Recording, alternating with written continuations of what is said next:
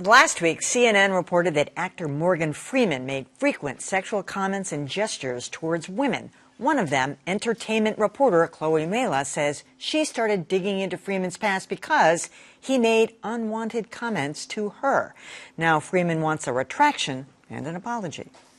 While on a junket for their movie Going in Style last year, Morgan Freeman and co-stars sat with CNN entertainment reporter Chloe Melas. Right when I walked into the room, he began to make sexually suggestive comments to me. Her crew captured this one comment. Lord, do I wish I was there. Melas, who was 6 months pregnant at the time, took it as sexually suggestive and later started digging into Freeman's past behavior. She and a team of people at CNN found 16 people who told similar stories, including Tyra Martin, a producer for WGN in Chicago. She's interviewed Freeman multiple times, and that he always made sexually charged comments. Comments like this. Are you enjoying Bachelor? I'm enjoying Bachelor life immensely. Because I get to look at you and drool. But now Martin is saying she did not consider that sexual harassment. I'm sorry for anyone that's had an unfortunate experience or feels harassed or assaulted. That wasn't my experience with Morgan Freeman. And Morgan Freeman is fighting back, demanding an apology and a retraction from CNN. Freeman's attorney also calls out CNN for allowing a journalist making accusations to also be a writer on the story. That does raise eyebrows, but there are other examples like this from Entertainment Tonight. Now, how you all manage to do that all the time? All of this? No, you got to dress this halfway between your knee and your hip. You be the judge. That's one of the interesting things about this to me, that we can all sit back and kind of judge how we react to what he said and how he interacted with women, but some of them may not feel that it crossed that line, that it was, I put it in a category of kind of raunchy flirtation, but other people might see it as harassment. So can somebody like Tyra Martin say, hey, I didn't feel harassed by it, but Melas says, but it was harassment. So it's like this shady area where, you know, one person can perceive it one way and one the next. I think we all bring our personal experiences to the table for any interview, for any interaction. So I don't know either of those women's histories, but they clearly informed what they experienced in that moment. What I don't understand is why we keep expecting celebrities to be as pure and as perfect as the characters they play. He only plays God.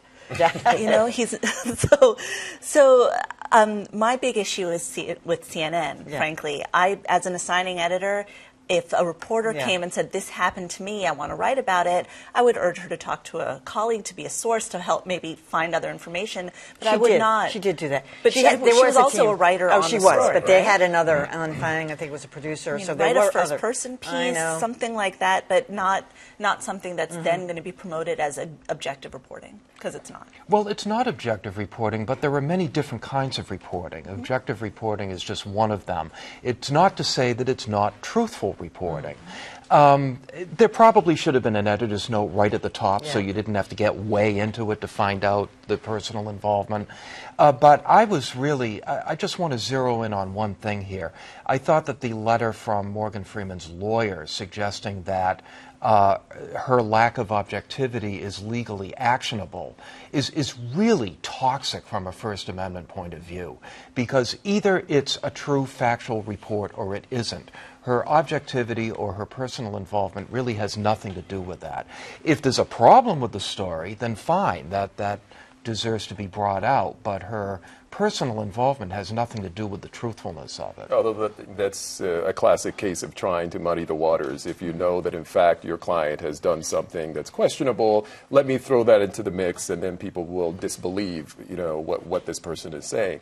To the point that you raised earlier, I do agree that there's a problem in putting the reporter who has experienced something into a story. I like what I believe was a Columbia University professor suggested, that maybe they could have had her write that first-person account, where you say, look, I'm a reporter, I have sort of gotten the network going on this, but here's my personal account.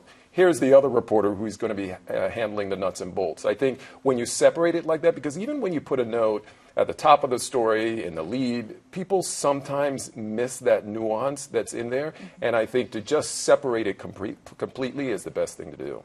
Yeah, I mean, I'm just going to echo what Dan said, and it's no coincidence that Dan and I both spent time working on it all weekly.